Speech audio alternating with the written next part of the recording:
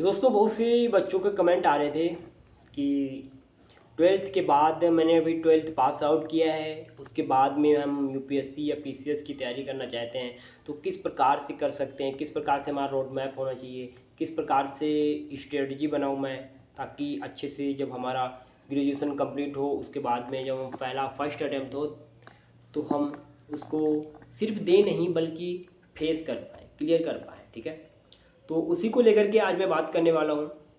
देखिए, अगर हम ट्वेल्थ पास हैं आप, तो उसके बाद में ग्रेजुएशन करेंगे तो 3 साल का होता है। ठीक है, 3 सालों में आपको तीनों सालों को एक एक अलग अलग करके डिवाइड कर देना है। ठीक है, ध्यान से सुनिए।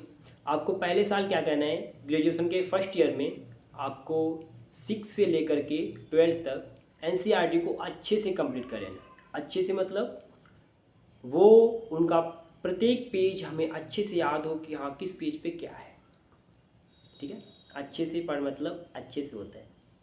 उसके बाद 2 साल बचते हैं हमारे पास, तो सेकेंड ईयर में हमें करना क्या है, दूसरे वर्ष में हमको जो हमारी स्टैंडर्ड बुक है, जैसे पॉलिटिकली एम लक्ष्मीकांत, सतीश चंद्रा, विपिन चंद्रा, और भूगोल की माजिद हुसैन की, ठीक है, और इकोनॉमी, अलग अलग प्रकार की जो राइटर्स होते हैं किसी की भी स्टैंडर्ड बुक, नीति सिंघानिया की कला और संस्कृति ले सकते हो आप, बना और प्रकाशन भी बहुत से हैं। जो भी मैं कहने का मतलब है स्टैंडर्ड बुक, स्पेक्ट्रम भी हो सकती है उसमें। तो ये सभी बुक आपको सेकेंड ईयर में पढ़ लेनी है 1 साल में, और इसके अच्छे से आपको नोट्स तैयार कर लेने हैं। ठीक है, देन अब आता है थर्ड ईयर।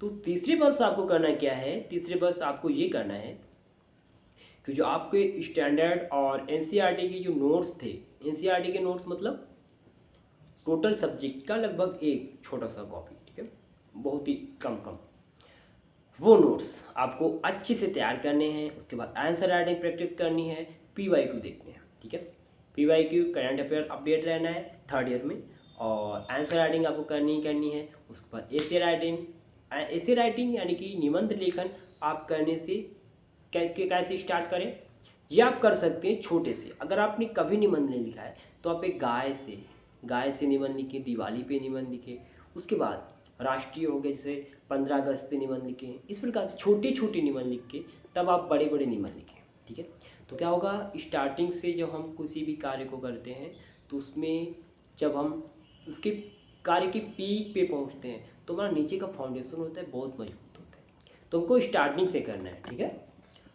थर्ड ईयर के बाद में आपको फर्स्ट अटैम्प्ट होता है, उसमें आप अच्छे से फर्स्ट अटैम्प्ट दे दीजिए। मैं वादा करता हूँ कि आपका फर्स्ट अटैम्प्ट जाया नहीं जाएगा। आपको बिल्कुल ऐसा नहीं लगेगा कि हाँ मेरा नहीं होगा। सपोज डैट, मान लो भगवान ना करे लेकिन ऐसा हुआ कि आपका नहीं हुआ, तो सेकेंड अटेम्प्ट में आपको कोई नहीं रोक सकता, क्योंकि आपका टोटल क्लियर होगा। सिर्फ आपको सेकेंड टाइम में रिवीजन करके फटाफट से जो चीज़ें कम रह गई, जो चीज़ों में हमें गड़बड़ी लगी है, जिन चीज़ों की वजह से फर्स्ट अटेम्प्ट में नहीं हो पाया है, हमें उन चीज़ों पे वर्क करना है और सेकेंड अटेम्प्ट देना है। सेकेंड अटेम्प्ट में हमें कोई नहीं रोक सकता। 3 सालों का यही था रोड मैप। मुझे नहीं लगता इसके बाद आपको कोई भी डाउट की आवश्यकता होगी, कोई भी डाउट होगा।